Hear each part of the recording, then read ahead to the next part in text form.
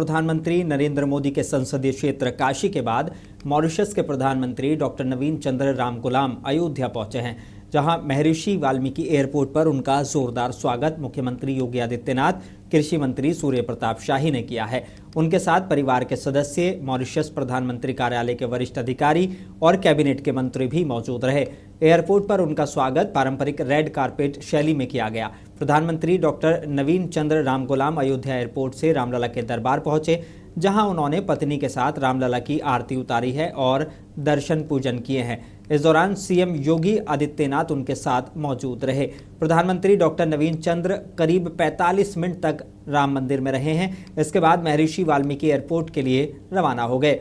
महर्षि Valmiki airport के लिए रवाना होने के बाद अयोध्या एयरपोर्ट पर सीएम योगी ने उन्हें विदा किया। इसके बाद सीएम योगी वापस अयोध्या धाम लौट आए, जहां हरिगोपाल धाम में जगतगुरु राम दिनेशाचार्य की ओर से आयोजित एक कार्यक्रम में उन्होंने शिरकत की।